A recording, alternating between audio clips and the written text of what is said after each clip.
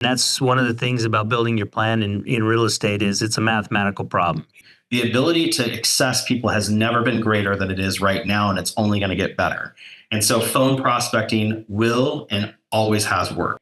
If you're not willing to make cold calls for the sake of your sales business, how are you able to do anything else in your sales business? Welcome to the Signature Buzz, your go-to podcast for real estate professionals looking to elevate their game. Today, we're diving into one of the most important pillars of success in real estate. It's called prospecting. Easy for you to say.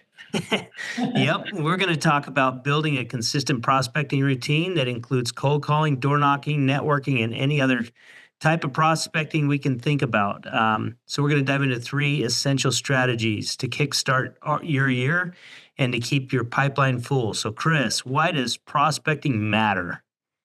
Man, I tell you what, prospecting is the lifeblood of any real estate agent's income, and it's the least thing that they want to do. When you ask a real estate agent why they get in the business, they say fun things like, I love people, I like to show property. Not one person has ever come into my office and said, I love to prospect, and that's why I'm here. That's why you're here. That's why. So lots of types of prospecting. I know we've talked about this many times between you and I about the different types of prospecting. Let's kind of dive into some of the ways you can prospect. Like we just finished up the academy, and we went through a lot of cold calling for sale by owners, we even sent them out door knocking. I mean, what are your preferred methods of prospecting? You know, the interesting thing, just like personality styles, there's so many ways to get there, and there's so many different ways that agents love to prospect. Funny enough, I like belly to belly, people to people.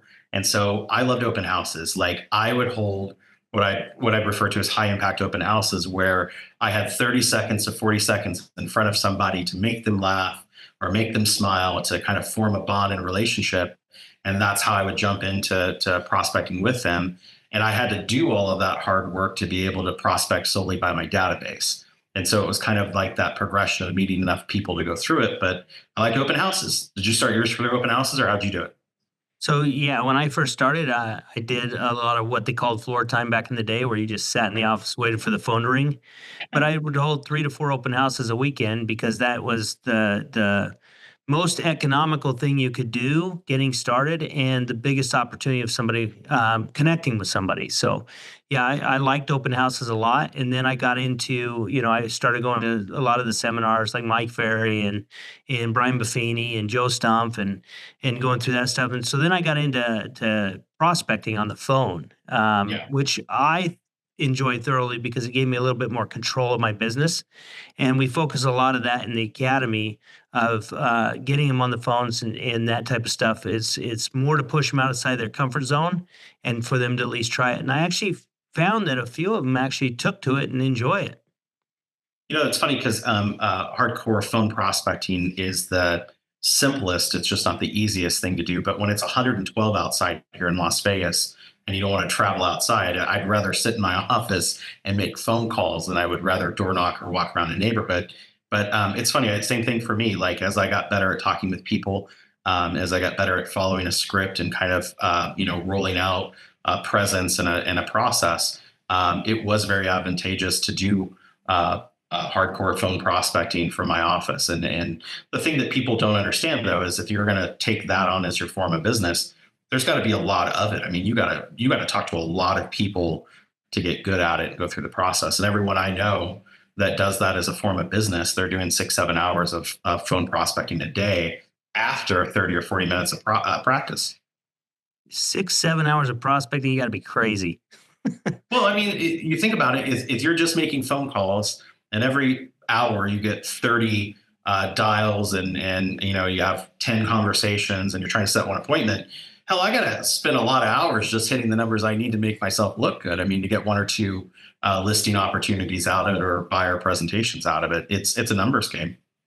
100% right. And that's one of the things about building your plan in real estate is it's a mathematical problem. If you dial it right down to the number of contacts you need to make, and that's what we're really talking about when you're talking about prospecting is how many people are you having real estate conversations with.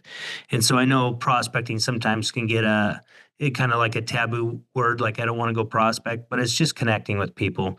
But I'll give you some numbers from the academy in January.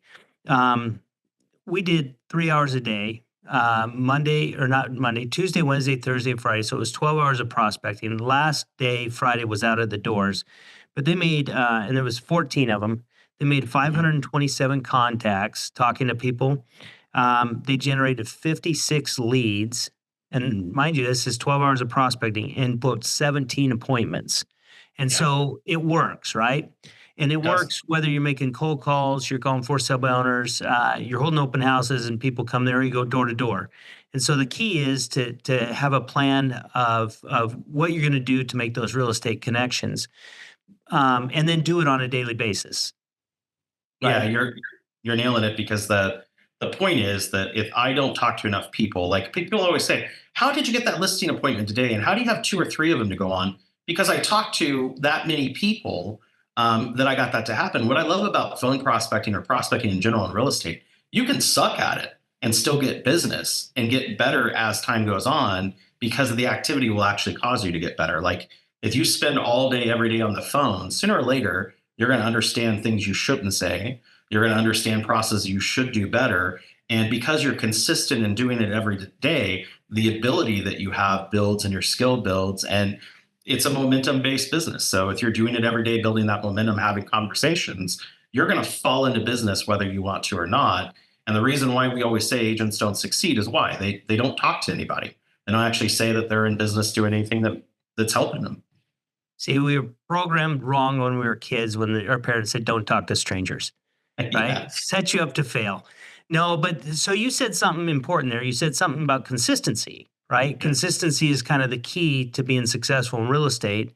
But let's kind of dive into to get consistent at doing it. You probably have to have not probably you have to have good daily habits, and basically scheduling it in. What do you recommend or what do you do to ensure that you have the time in the day to make the calls?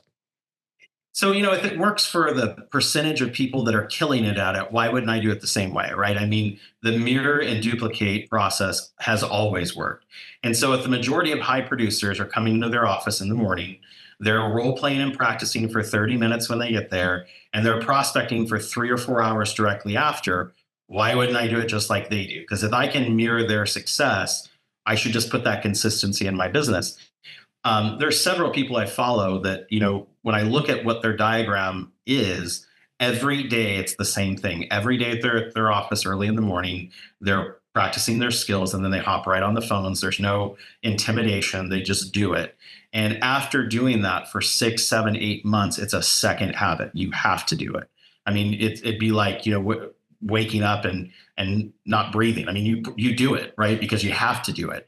And so like getting into that type of a consistent schedule would be really important. Now, I think the biggest problem for most agents is the time commitment. Like if I get a deal or I get a listing or I get a buyer, how can I remove that from my time frame of not working on it to stay prospecting? And I think that's the point of consistency. That's my job. I have to do that. Would Right. I you? mean, 100%. I think if you look at basically, if you had a regular job, right? 9 to 5, let's just say, even though we live in a 24-hour town in Vegas, you work regular hours, you get regular paychecks. They Yeah. tell you what to do, when to take your lunch break, when to be back, when to show up, when to go home, all that type of stuff. But then, yet, when we get into real estate, we don't treat it like a business or a regular job.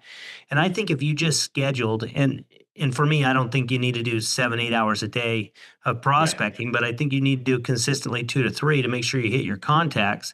But if you scheduled that and you just said, hey, I'm going to own the morning, I'm going to schedule my morning, I'm going to go to work every morning, I'm going to be there by 8 o'clock, I'm going to role play, practice my skills, get better at my scripts, so that when I get on the phones or when I run into somebody at the supermarket or whatever, I'm going to be better. And then for the next 2 to 3 hours, I actually worked.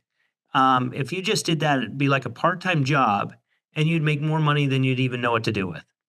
It's true. And I got to be honest, every time that I've had a lot of conversations in a day, like when I really focused on hitting my contact goals and making that the priority and not everything else, every day became productive. Like everything turned out really. It's always the funniest part where you're watching an agent who's just starting to prospect and they're just starting to make the commitment and they're on the phones and they're doing it and they're excited and they're enthusiastic. And without a doubt, some client that they talked to 3 months ago calls them during that time frame and says, "Hey, I want to list my house." And they're like, "Oh my God, I got a listing." It's because they're engaged in the activity. They're there present wanting it to happen. And now these great things are starting to happen. It happens like that all the time. Just like if you want to sell your listing, go on vacation, right? Because it always happens when right? you're gone. Right. And so you need to do it on a daily basis or a consistent basis, right? And so when we go down there, what are some of the things you could do to build that routine that works? Like for me, it's time blocking, right? If you time block out the time that you're supposed to do it, like say I'm going to prospect or connect with people between 9 and 10 or 9 and 11, and it's in my calendar, then I'm more likely to do it, right? You ever? I read a study about muscle memory and the ability for things just to happen because they happen. And one of the things in that study was about your morning commute to work. Right? You get in your car, you go to the same places, you take the same turn, you get on the same freeway entrance, and you make it all the way to work. And in your mind, you're thinking, "How the hell did I get here?" Right? Because you're doing it every day at the same time, and the same flow of traffic and the same things happen. It just becomes a second nature. And I think that a lot of times for agents, the problem with their schedule is they don't time block out and say, "I'm going to prospect at this time." And then they don't actually schedule the prospecting as a physical appointment. And if I don't commit to my physical appointments, why would I show up for it anyway? I'm just going to not create anything. And that's why they think, "Well, I did it, but it didn't work out." Well, no, you really didn't do it. You scheduled 3 hours of prospecting and you showed up for 2 calls and then you didn't show up ever again. You can't say that you're doing it if that's what your consistency is. Yeah, I find a lot of people schedule or they go to the office or they say they're at work, but then they start talking to other agents or hanging around the coffee machine or Yeah. walking around and pacing, going to the restroom a lot of times. That's not prospecting. That's not working, right? My coach would always say you're on walkabout. Like he wasn't Australian or anything, but he's like, as soon as your prospecting time shows up, you're on a walkabout around the office trying to, have coffee conversations when you should be at your desk physically making calls. I remember years ago a coach telling me about a guy that hired an assistant to help him stay on track with his prospecting. And so he hires her. It was all fantastic, great resume. And so he's in making his calls. He's time blocked out his 3 hours and he's in there doing it. And she knocks on the door and opens the door and interrupts him with an issue that's going on in his business. And he said, "The only thing I hired you to do was keep people out of here while I'm prospecting. And you're in here while I'm prospecting. It's not going to work out." And it was just that mentality of it is that important that you should hire a gatekeeper to keep people out so that you can do that job, or you'll be deterred at everything you think about. You're right. Remove all distractions. Be committed to the time. Do it. You do it consistently over time. You start to build a routine, and it becomes second nature to you. As you role play the scripts or practice your scripts, you're getting better at your skills. That becomes second nature. You're able to have better conversations. I also find that the more you internalize the scripts or the dialogues through role playing, the more you can actually listen to the person on the other side of the line and you're not thinking about what you're going to say next. You're listening because you already know you already know the flow of the conversation that you're going to have. Yeah, and I think as people always say, "Well, how do you get so good at phone prospecting, or how do you get so good at talking to consumers?" It's because you do a lot of it. You get beat down 3 or 4 times in a row on the same question. You start to find answers that are better to that question. And what I love about phone prospecting or about any type of interactive prospecting like that is the likelihood of me running into this person again can be kind of rare. So it's not like they're going to hold a grudge for forever. When I say something really stupid, I should step back, figure out why I said it, fix the problem, get a better script or a better process. And that way I won't have it happen to me again. But what agents don't pay attention to is here's the result. If you look a lot of the major coaches like Tom Ferry, he always goes out and demos everything about a system that he's going to use. Like when he was talking about his mailing system, I mean, he would send out different mailers on different color schemes, different backgrounds over and over and over just to see how the consumer reacted to it. That's the same thing with my phone prospecting. If I say hello and they said hi, we're not rapport and they hang up on me, I need to change the way I greet them. And so that's about learning those lessons and figuring out what works and what doesn't. And that's what you're investing the time in to do.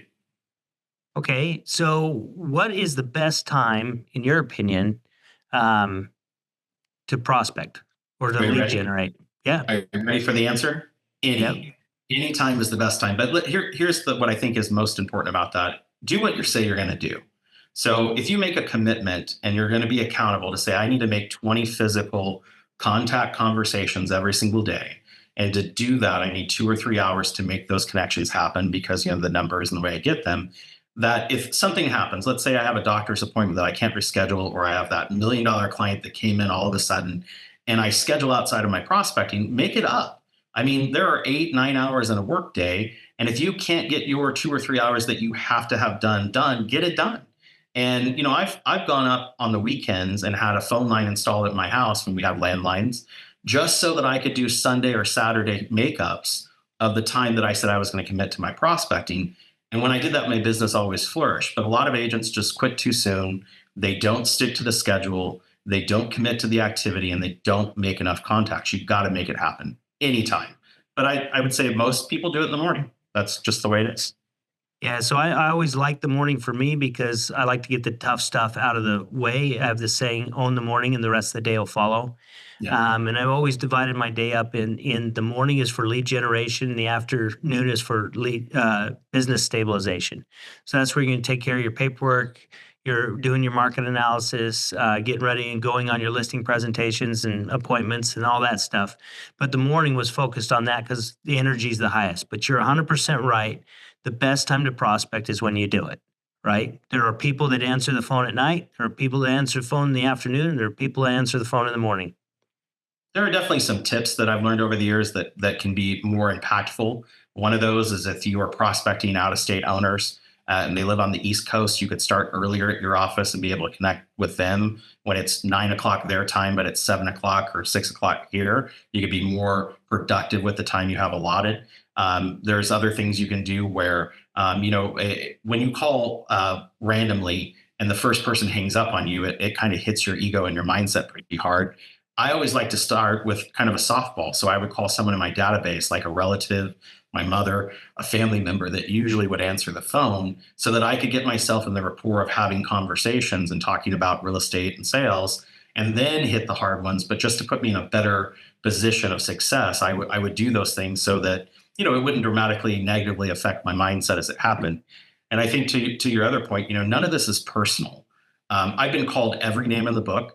I've been hung up on almost every way you can. And I've had people just screw with me on the phone. But if I don't take it personal, I just go on to the next call. That's the way it should be. A lot of agents get upset. I mean, what are you getting upset about? You know how it is when people call you. And so, do you do anything funny when people call you, telemarketing wise? You already know I do. Uh, but bring that up. Let's talk about cold calling for a second because a lot of people think, it's outdated. It's not the way to go about business, and it's not for everyone. Like cold calling is not for everyone, and I'm not saying that you have to cold call to be successful. And when I say cold call, it's calling people that you don't know just randomly, like out of a phone book. If they still had those, I think they still do, but I haven't seen one for a while. But off a list or anything like that. It's a cold call. I'm calling them. They're not expecting it. They don't know who I am. They think it's outdated, but you can get results from it, right? I think that the reason why we say it's outdated because we don't want to do it. It's not outdated. It's been working for 40 years and it's going to work for another 40 years as long as people still have cell phones. I mean, let's think about the difference in the world from 40 years ago. When you would go get the phone in the house, it was a major family event, an occurrence, and it still had a cord attached to it. And there was only usually one in the home. My 17-year-old takes her cell phone with her everywhere. There's not a place I go where I don't have my cell phone with me. The ability to access people has never been greater than it is right now, and it's only going to get better. And so phone prospecting will and always has worked. Now, you can say I can get more innovative and do video phone prospecting. I can do texting. Yeah, you can, but like I get texts every day from random people trying to sell me stuff. I just tune out. But when the physical phone calls and someone's on the other side and has the right questions and cares about me, I'm talking to them. I mean, it does work. You said the key though, has the right questions and cares about you. And I think if you're making a call and you're actually curious about the other person, and what I like about cold calls is there's zero rejection. You're not trying to make somebody buy a house or make somebody sell a house. You're not selling widgets. You're calling to see if there's a need of buying or selling or investing in the next year. And if there is, then we'll offer a service. But if there's not, that's okay. But so many people try to close for an appointment or get real aggressive with them or feel this sense of rejection because they didn't get a lead. Well, every call's a success if at the end of the call you know they're moving or not moving, right? And then Yeah, go ahead. attention. I mean, that's your point. You're paying attention to what they're going to do, and you're asking those questions, and you're listening to the answers. It's amazing. It's actually enlightening of what people will tell you if you just ask the question. And And I've seen it's that. amazing who you'll meet. Yeah, Right? Yeah, you never know who you're gonna call, and you never know that one call, that's all, could be the difference in your entire career. You might meet somebody that turns you to somebody else and lots of properties and you got this big portfolio now, and so I think it's good, but the biggest frustration when you say, "Hey, do you mess with people that call you?" I do joke around a little bit because most of them aren't listening because they don't know their script and you can tell they're reading it. And that's a real frustrating thing when you're getting somebody calling you out of the blue if they're reading. And that's why it's important that you memorize these scripts or know what you're going to say, know the questions you're going to ask, and know where you want the conversation to go and have that conversation. I think that it's funny that you say it the way you did because you're like the Gordon Gecko of telemarketers, right? I mean, like you're the whale that I've been waiting to call because you'll buy shit just to buy it, right? You'll try out anything, and so like I laugh when you actually will physically have a conversation with a telemarketer and you're very polite and you're very cautious with what they say and you just ask questions and they all get Twitter pated when you start asking questions and they fumble up on it. Like if they were to ask the right questions, they probably could have got you to be intrigued. And if they got you to be intrigued, they could have probably got you to demo it. And if they got you to demo it, there's a chance they might have been able to sell it to the whale, to the gecko that they were waiting for. But like they Yeah. never get that far because they can't get past themselves, and the fact of just hard questions. But I've actually bought things off, like you're saying. Somebody's actually called me and sold me stuff because I didn't realize I needed it till they called me. Yeah. You know what I mean? But right I now I have a remember problem with buying stuff off Instagram. So, TikTok shop for me. I remember a right? movie years ago called Secondhand Lions, and it was about this group of brothers that took in their nephew and raised him, right? And this is back in like the 30s and 40s, and every day a door-to-door salesman would come up and they'd sit out front with their shotguns and they'd run them off until one day the kid said, "Why don't we see what they're selling before we run them off?" And they said, "Okay." And so one salesman after the next, they bought every single thing they were selling because they were at least willing to open and listen for the question. And that's what I don't know why, but I think of that when I'm on the phone making cold calls, that as long as I'm open to questions and conversation, it's an unbelievable what's behind that phone call if I'm open to it happening. And I think that that's the mentality we all need to go into it with. But one last point, if you're not willing to make cold calls for the sake of your sales business, how are you able to do anything else in your sales business? And I think that's a big draw. Like, are you prepared to have a hard conversation with a consumer? And if you're not ready for it, then how do you practice that? Mhm. Good point. And so, whether you make cold calls or warm calls, which would be your sphere, and I think there's a lot of gold in the sphere. A lot of people are intimidated to call their sphere of influence the people Yeah. they know. Why do you think that is? I think they don't want to look stupid. I think that they don't want to be embarrassed. I think a lot of it is personal ego driven. Like I'm going to call that friend that I've had for 10 years and I'm going to ask them about buying or selling, and they're going to think it's weird, so they're not going to be my friend anymore. Instead of just focusing on helping people, like you ask people why you got into real estate. Well, I love to help people. So you don't want to help any of the people you like and know. You just want to help random people you've never met. I mean, that doesn't make any sense, right? And so I think, and there are other people that have sold everything else. Like they sold long distance or candles or vitamins or something else. And they felt embarrassed when that business didn't work out. And I'd ask the question, well, why didn't that business work out? Those things are bought. Like just like we proved, we'll buy stuff online. Those things will be sold. And was it sold because someone kept asking the question or because they stopped? And usually it's because they stopped. And so now they're in another business where they're not going to ask the questions, so they're not going to be successful. And so that's why, you got to push through that. That's the devil on your shoulder saying, you'll never be successful. You will. You and I have both seen examples of people that had zero people skills, zero ability when they came into it, who pushed through and became champions in the real estate industry because they were willing to do the work. Yeah, and so the feeling of feeling dumb when you're calling him, I think that's a real fear for a lot of people. The other one is that I hear a lot is I don't want to intrude. I don't want to bug them, Yeah. but I'm here to tell you that they want to do business with you. They don't know how to do business with you. And you may not believe that, but when I first got in the business, I gave most all my business to a good friend of mine that was a loan officer. And the reason being is because when I got my license, the first thing he did was give me a box of 1,000 of his business cards and said, every buyer you talk to, you give him this card. And I knew how to get hold of him, so I knew how to refer business to him. And so if your database doesn't know that you would appreciate the business, that you could use the business, how to refer stuff to you, that's not their fault. That's your fault. And Yeah. so I think it's important that you have those conversations. But do you work from a script? Yeah. I mean, really, we all do. It may not be one that we wrote down, but we all work from a script. When it's something we really care about, we do. Let me put it that way. Early on in my real estate career, I had a mentor that said, "Here's a script book, and I'm not giving this to you because I don't believe that you can have conversations. I'm giving it to you because I don't believe your outcome will be what you're looking for." And it was so impactful when they said that to me that I'm like, "Oh, okay. So you mean that this series of questions will lead to this specific outcome of what I'm hoping to do?" And they're like, "Yeah." And so then what I did was, practice role play. I tried scripts, and by the way, the paperwork and the process on everybody I could find that was willing to sit down. My kid, my wife, my family, my relatives, anyone that would sit down that had a different personality style or the same personality, I would role play these things with them to see how they'd react. And as I did it, and I'm 20 years in this business, I still practice my scripts. As I did it, I began to internalize what the script said, just like when you're in school, in elementary school, and they put you through a spelling bee to learn the words, which I can't spell now. But the whole point is they put that through that process to train your brain on how it needs to act.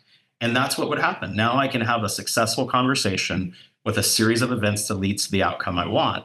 And that's why scripts work, and that's why everyone should use them. But in your day-to-day life, I think it's funny, you probably were trained somewhere to do something a certain way because that person had a script with you. Yeah, and I look at it as it's a recipe. Like if you Yeah. cook or you bake, right? You want to bake a cake, you follow a recipe, it turns out good. If you just kind of wing it and throw ingredients in, it may turn out good, it may turn out bad, but you don't know, and you don't know what works and what doesn't. That's why the recipe is important. It's also a funnel to take you from the introduction of the call, the purpose of your call, to either an appointment or asking for a referral, so to speak. And so by going through that, but a lot of people tell me that it's they don't like to follow a script because it's not them, it's not their words. But I always say once you internalize them, they become your words because you're not thinking about what to say next. The other thing is you don't stay so rigid to your script that you don't have dialogue with them. The script is just designed to pull you back to your ultimate goal, the funnel, the recipe to the end of the call. But you still have to have conversation with them. You still have to be human. You still have to connect with them. You said the word connection, and what I realized is by becoming better at my scripts, I became a better agent, having a stronger connection with more imagination in the way I can help people. Because of those conversations and the things that we had, I found ways that I could help clients do business they never thought they could do, or purchase property they never even thought about purchasing because the script said, "Hey, this is a possibility," and it trained me to think through that process. And I think that a lot of times with agents, the person you were before may not have been the one I want to sell my house with. But now, because of your practice and your scripting and your ability, now you presented that you have the knowledge and skill to be the person that I want to work with. And I've had to bring myself to that point several times, because I wasn't asking the right questions. I wasn't asking about them. I wasn't working for the people. I was working for me. And by going through that script in the process, it helped. One other thing I think is interesting is that the ability to prospect and to stay on a script is unilateral through all forms of prospecting, whether I'm door knocking or I'm holding an open house or I'm calling my database. My ability to run through the series of events is going to lead to a better outcome on all those things. So I've got to be willing to kind of put myself out there and have a process that makes sense. And that's just what I've seen, feedback from the way it's happened. Early on, I was coached by Alex Sinek. He's a good friend, coach, mentor to me. It taught me a lot. But I remember him talking to me about scripts, and I said, I just don't feel comfortable doing a script. And he says, "You're already scripted. Tell the same stories to your friends. You tell the same jokes. You go down the same thing. They're there. You already have a script, Brandon. But the difference is your script sucks." And what he meant by that was it sucked, but he meant that it wasn't leading me to the result that I wanted, right? And so a lot of times we're saying things and we're over talking and that, and a script is just a series of questions, really. It's designed to get them to talk to you so that you can find out if there's a need, a want, a desire, so that you can offer a solution to meet or not meet. So I think they're good, but a big thing for making calls and following your script is mindset, right? Yeah. I do affirmations on a daily basis to keep myself in a positive mind frame so that it makes it easier. Because when we're sitting there and we're going, I don't want to make this call. I don't want to call this person. I don't want to call this person. That's a negative mindset, and you're creating something that don't want to do. So if you go into things in a different mindset, a positive mindset, you get a different result. What kind of tricks or things do you do to put yourself in the right mindset to pick up those calls? Because that first call is tough. It is. It is. And it doesn't change. It doesn't matter how long you've been doing it. It's still tough to throw yourself into it. I always come back to a good mentor and friend of mine, Neil Schwartz, who is a CE instructor here, a longtime real estate agent. His tagline was, "It's showtime." And he comes from a Hollywood background where he was in different shows. Happy days. Yeah, happy. He was happy in Happy Days, but people don't know he was an actual dancer. I mean, not burlesque, but like Broadway. And so Neil would say, you've got to flip that switch and make it showtime, because no one wants a dud. No one wants someone who's just a bump on a log that makes no impact. Make it memorable, right? And so when he would say that, and I would always think when I start my prospecting that I'm the talent. Like I make the joke to you all the time, I can't take care of that. I'm the talent. I've got to put myself in a mentality that my show is on and I'm here to perform for them and I'm here to wow them with what I'm able to achieve. And if I don't go to that mentality, am I getting what I hoped I would get? And every time I kind of put that mentality on it, when we do these podcasts or we're doing a sales meeting or something like that, I'm not an outgoing person. I never really have been, but you wouldn't know that by listening to this, right? I had to change who I was to become better for those I'm presenting to. And that was practice and skill and working on myself to become better. I sold houses when I first started and I sell houses now, but the ability to sell them is completely different. And my reaction to things is completely different. But that's it for me. It's showtime. You got to put on a show that they're going to enjoy. That's funny. I never would have thought of you as a reserved person because I think you always show up and it's showtime. You bring energy, and people are naturally drawn to that. And I think if you do that face to face, you do that over the phone, you do those types of things, people are naturally going to be drawn to you, and you're going to get your business. But as we go through this, it's the connections, right? We break down our business plan. Let's just say we have to talk to 20 people a day and qualify 20 people a day. It's 100 a week. In doing that, as you're working out your business plan, which we said earlier was kind of a mathematical problem, you've got to look at your ratios, right? How many listing presentations do you have to give in order to take a listing? How many calls do you have to make in order to get a listing presentation and so forth to break that down? Talk to me about the importance of tracking your numbers. So you know how I like my spreadsheets, right? And so when I first started cold calling, I didn't realize that everything could be correlated back to a number. And the old saying is people lie, but numbers never do. And if you actually have the numbers in front of you, any problem you have can be fixed if you root back to where they are. And so it was very important, after banging my head against the wall, making all these calls that didn't go anywhere, that I could fix every problem I had by tweaking a piece of the pie. or a little segment of my prospecting. And so, like you said, am I tracking how many calls I'm dialing out? Because if I'm dialing out 300 calls and I'm not getting anyone to talk to me, I need to get a new script, a new list of numbers. I need to get a new process for dialing. I mean, all along the way, in every small little segment, if I can make small tweaks and improvements, I can make my numbers better. And when I think of this, I think of one person in particular here at our company. I think of Mike Yaruski, who is a door knocker.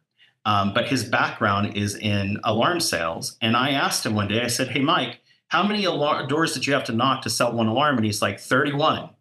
And I'm like, 31? That's pretty darn specific. And he goes, "I had it down to the number of how many I had to do that." And I said, "When you first started, what did it look like?" And he goes, "It was in the 60s or 70s.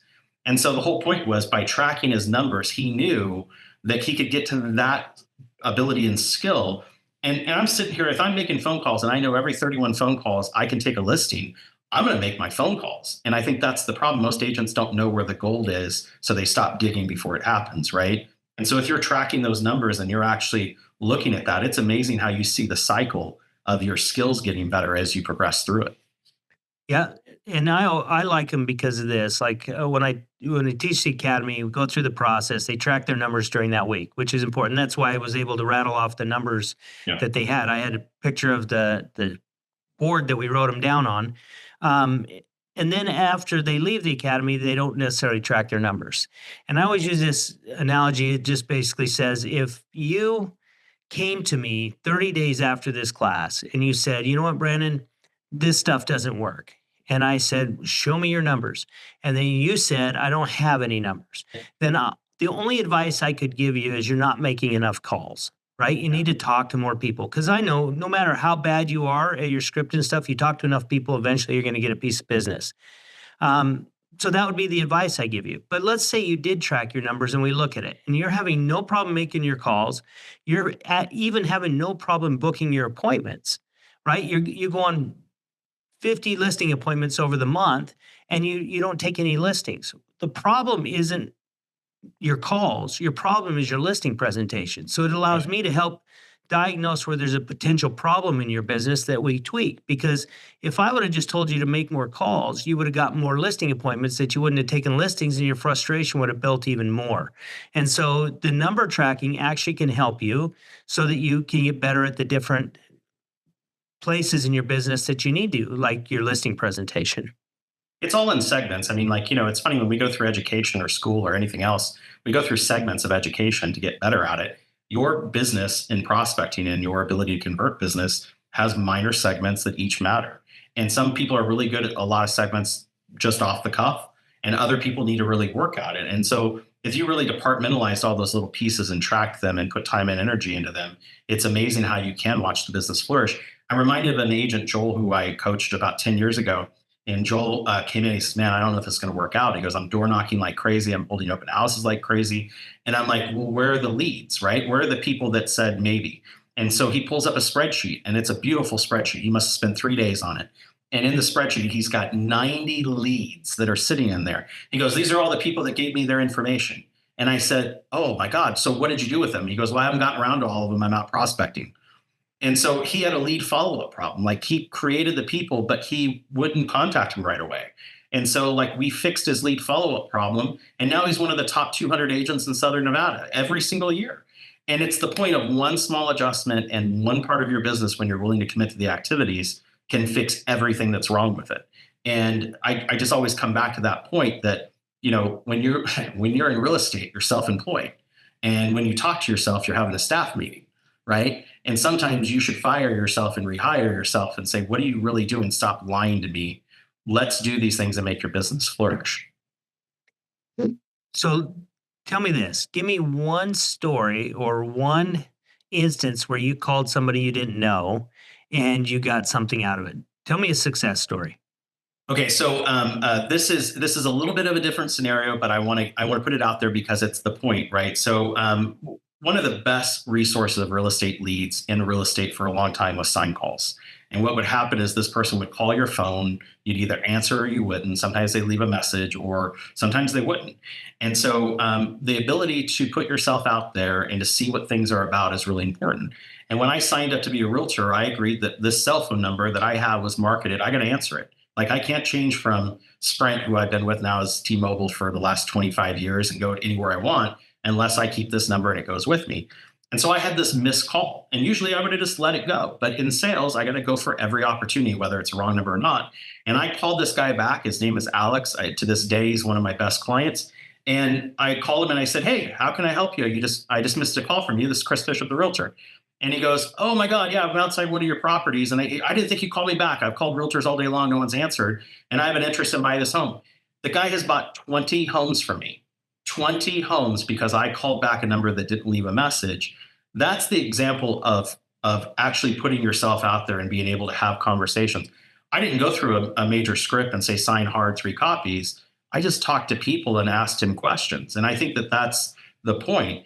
I must have riddled stories through my career of success on phone prospecting, but tell me yours. I know that you told one in the academy that you always tell about your phone call prospecting days yesterday. So you never know who you're going to meet, like I said.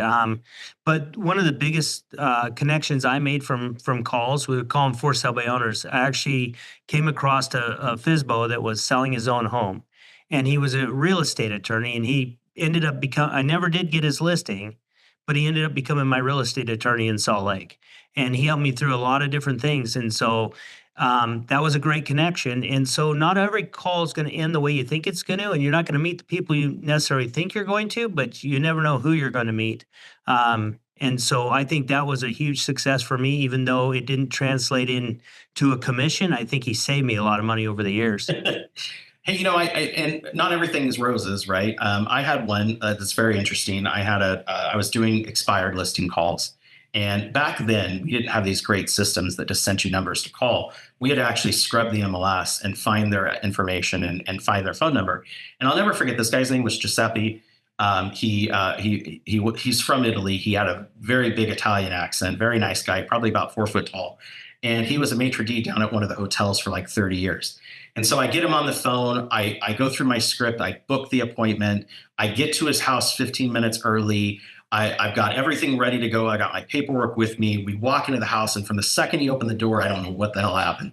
I went into the house. I was there 2.5 hours while I'm sitting there with him. He's told me every story about Las Vegas, everything that's going on. I've shoved this contract in front of him 5 or 6 times. I begged him, pleaded. I asked him, showed him pictures of my kid and said, please sign the contract. And he wouldn't. And while we're doing this, agents are calling and leaving their numbers on his phone. And so as I'm walking towards the door and he's escorting me out, I just happen to say, you have anything else you want to sell before I leave? And I don't know why I said it. It's not necessarily in my script, but I figured I can't leave here empty handed. And he goes, well, I do have a piece of land on the other side of town I've been thinking about selling. And I said, can we talk about that? I sold that piece of land, and he has since, to my knowledge, never sold that house that he was in. But I got his business, unrelated, just because, working with people becomes a skill. And I'll never forget Giuseppe. That's great. Not Geppetto, Giuseppe. Giuseppe, right? But so let's go. If we've got anyone still listening, we haven't scared them off because we were talking about cold calls, right? Let's talk about your sphere or networking, because a lot of people are more of a face-to-face type person, or that's what they'll tell me. I don't like to make calls because I'm more face-to-face. I prefer door knocking or being in front of people. And I always say, well, the phone's designed to get you face-to-face, so you're going to win either way. But with that being said, explain the difference maybe between networking and traditional prospecting. So I just want to put out there first, all of it should lead to your sphere. Like every single activity you're doing on this prospecting should lead to adding people, in my opinion, to your sphere. Because if you have great conversations with great people, it's about cultivating relationships. And my end game has always been to have a sphere so big that I don't have to do this type of prospecting anymore. I mean, can you imagine if you had a group of 4,000 people in a database that you had personal connections with? I mean, that's a lot of people, right? And you could just prospect within that group knowing that you have some previous form of connection with them. I mean, your whole demeanor would change completely. So keep in mind, that's the focal point. But the difference between door knocking and some of the other activities, I just want to put out that Without a doubt, proven track record, door knocking is the most aggressive, active activity a real estate agent can do. Like, there is not one example of a door knocker that hasn't paid off. And we have multiple here in the company right now that are door knocking as their primary source of business. And these people are taking multi-million dollar listings. They're taking consistent listings on a regular basis. And I think the point is, I always make the joke, you trap them in their home. It's the point that you're out there active and engaged, and there's no limit to the amount of doors you can knock. You can just go one house to the next until you find someone that says, well, yeah, I'm glad you're here. I've been thinking about it. I mean, that's really what you want. Where in random phone calls, you don't really know. It's interesting though. You will meet the people you're supposed to meet, and I can't tell you how many times I've either called or showed up at someone's door, and they said, "How did you know?" Or "We were just looking at a homes magazine," or "We just talked about this last night." And so I think you're doing the activities it brings there. And you call it a spear, I call it a sphere, but I really like to call it a book of business, right? Yeah. And I think if we change our mindset a little bit more about building our book of business, which is that database, I think that would maybe lead us to a little bit better result. But there's an art to work in your database. Like, how often should you contact them? How should you contact them? In my personal opinion, like, it's all about training, and it's not training for me, it's training for them. Like, I am teaching them how they can interact with me and my real estate business to be productive. And in return, I'm providing them real estate advice, real estate experience, and opportunity to great deals and incentives, right? And I think one of the things I see a lot of times is agents go out and get a listing, and the last people they tell are their database of people they're trying to get business from. I mean, does that make any sense to anybody? And so, like, you should be reaffirming to this group all the time that people are picking you to help them buy and sell. And not only that, hopefully, if we've done our job right, you're pricing well priced listings and have great opportunities. Don't you want to go to your base of people and say, hey, look at this great home? Would this be a great investment for you and your family to build wealth? I'd love to help you do that. And I think that that's the part that we're missing with most agents, is they're not connecting all of the dots of what this book of business or sphere of influence or center of influence or group of people, right? What their value is. Their value is, I'm forming a community that is listening to my words about what is happening in the marketplace and how they can make money in it. And I don't know how you don't get in front of this group at least once a month. I mean, if you and I didn't talk for a month, there'd be a lot to catch up on, right? There'd be a lot that happens in your life. There would be, 4 weeks of activities of things that someone may have said, hey, Brandon, you want to sell your house? And in that instance, you said, yeah, I'm thinking about it. By the way, that's why open houses work, because you went a month without talking to somebody. Someone brought up real estate, probably you, and you didn't follow up on it because you didn't know what happened. And now they're out buying a house without you. And so that's, in my personal opinion, I like to do it every single month. But I also like to have the other touches, the emails that go out, the newsletter that I send, the text messages that I blast out, the little touches along the way. When you think about that, you're really empowering that whole group of people to send you business. And that's why they do. And so you have to prospect that database. It's a lot of our agents over the years get a lot of business from their database. A Yeah. lot of experienced agents been in the industry a long time. It's just a natural thing that if you stay in touch with them, it'll get there. What I found was when the market was hot, they were getting a lot of business, and then when the market slowed down, the amount of business they got from their database really slowed or came to a screeching halt. In diving deeper into that, it was because when it was really good, the market was good, the database was calling them. And when it got a little tough, the database stopped calling, but they were used to calling.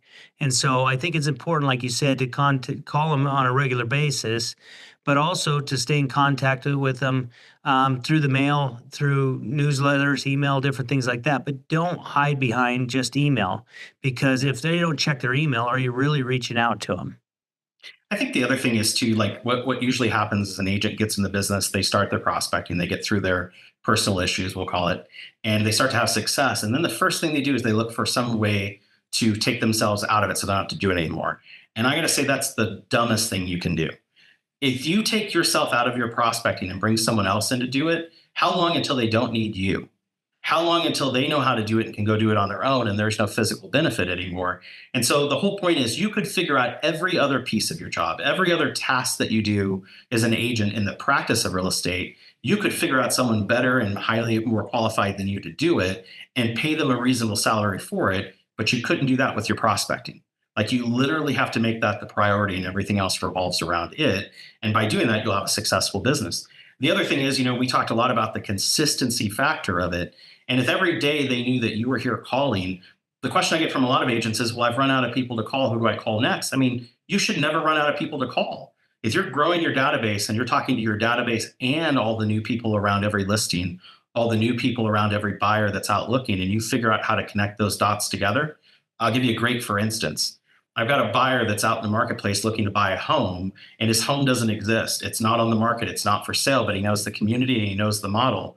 The builder built 60 other models that match it.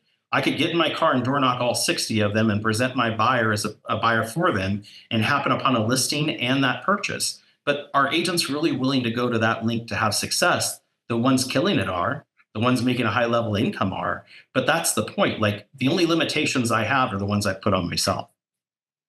Yeah, the ones earning their compensation are, right? Yeah. Uh, yeah. So we've got a lot of agents that do networking events too. Have you ever been a networker? Unfortunately, with realtors. Now, this is where this is really sad and really funny. I got extremely involved, as did you, and my entire family involved in the board of realtors, where there's 17,000 members that are real estate agents that sell houses for a living. And what's ironic is I dedicated a lot of time and commitment to my industry, but I didn't lose focus of the fact that I sell houses for a living. And what started to happen was 50% of those agents are part-timers, where they work another job, they're focused on another career path, and they do real estate to supplement that income. 50% of the brokers managing those agents are also part-time, so keep that in mind too. But the point is that I started relaying how I could support them in their real estate goals, how joining my team might be advantageous to them, how being part of my company might be a benefit for us to work together, and how I'd love to dedicate my full-time schedule to their part-time needs. And funny enough, my business every year, probably about 15%, comes from full licensed realtors that don't have the time to work their own business. But networking groups are fantastic. They're fantastic when you participate.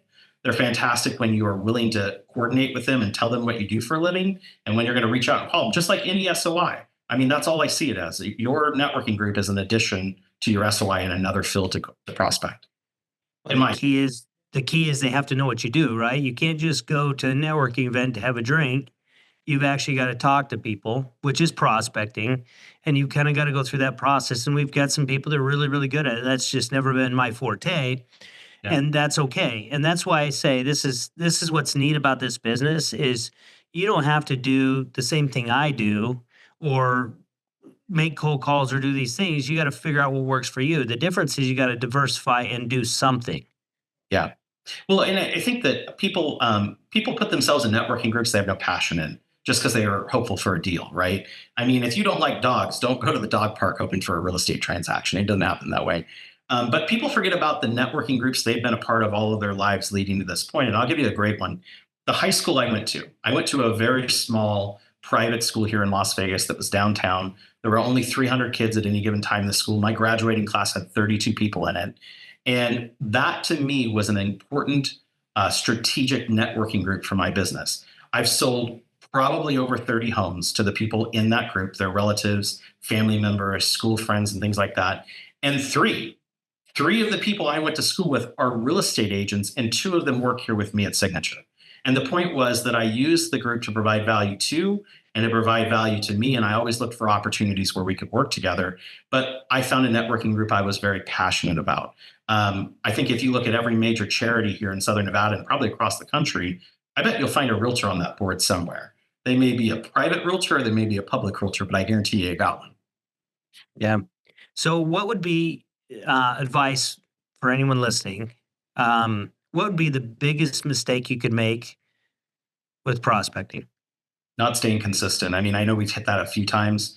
Imagine that, you call me once a month on the third Tuesday of every month, and you did it for 4 months and you miss 1 month, right? What does it say to me as the consumer? Am I not important anymore? Are you not in the business anymore? Is that the 1 month I decide to do something because you've been planting these seeds all along? And I think that's the point I always got. Like, I would sit these open houses, and the reason why I built my business through open houses, my parents were realtors, and so they had a very large part of my database initially until I swayed it to myself. But I would do open houses to meet new people within the marketplace, and without fail, as I'm going through the conversation, they'd say, "Well, so and so, a friend of mine, my cousin, so and so is a realtor, and I do want to talk with them too." And I would always work towards the outcome of helping them and getting them to something right now, and they'd usually sign with me. But some realtor somewhere had planted a seed and never cultivated the crop, and I got the deal. And so that's why I say you can't let it lapse. You got to stay consistent in doing it. You've seen the real estate magazines here in town, and if you want to see inconsistency, look at 1 month to the next. I mean, that's just the point. There are many that don't continue past the one issue. Yeah, and I'll tell you my biggest. I think there's um, things that two mistakes they could make really is number one, not doing it, and number two, not tracking your numbers. I think the numbers are very, very important. And if I had to grab a third one, I'd say not being flexible and using a mix of strategies like cold calling, door knocking, FISBOs, variety. Now, when I say variety, it doesn't mean you're all over the board. It means that you've got a consistent plan. And if it was me, I would have an area of town I worked, okay, maybe a zip code. And every time a for sale by owner came up, every time an expire happened, anytime I noticed a default happened, time there was any actionable event that could be about a real estate sale, I would be calling them in that area. And so that's why I'd say I wouldn't limit myself. And I would do cold calling and I'd call around my listings and I'd do all that type of stuff and do it consistently. That's the way to get successful. And as you're going through this, I mean, these are the things that your broker can help you with, is putting together that plan to help you get through that, making sure you have the scripts, role playing the dialogue with you. And even a coach can be beneficial. Yeah, I mean, I've always had a coach, and I've always tried to help others as I've gone through the thing. But one of the things that I notice is that agents try to have this perfect system or perfect process, and they get so involved in being perfect that they never do the activity. And so, like, my prospecting system is very simplistic in its initiation of how it works. I have a stack of index cards on my desk. And I realized that my database was in all these different great systems, but none of it was consistently in the same place.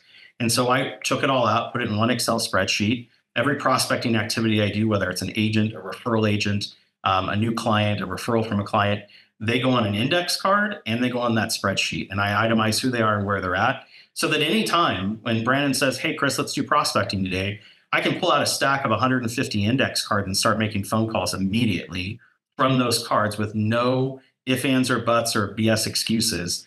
I'm starting my prospecting right now, and here I go. And what's ironic about it is I'll start that 150 and I'll get a deal before the end of the day. But many are so compiled on, oh my God, where am I going to find their info? Where are they at? That they don't have it very simple. If you're really good at technology and you have a great computer system, fantastic, use it. But it's the point. Make it something that you can actually access and participate in. That's a big secret to staying active in it. Okay, so we've talked about a lot of stuff today. Let's try to get some action steps here for the listeners. Um, Leaving here, what would you recommend they do? Don't let another day go by without putting your database in the right position and making the phone calls on a monthly basis.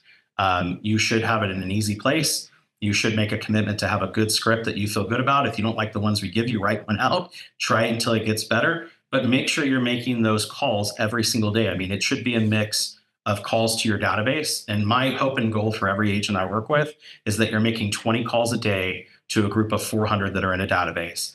And that's your first hour or 2 hours of prospecting.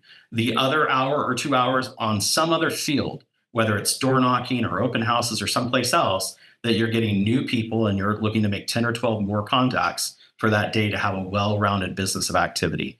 If you don't have a schedule like that set up or a process like that set up, immediately drop what you're doing and call one of the brokers, and let's put you in a plan to make that happen. That's your action plan. Awesome. Thank you, Chris. Thank you, everyone, for listening. Remember, stay consistent, stay connected, and keep building your signature success. And remember, I'm always affirming your success. And as Chris would say, go sell something expensive. It helps.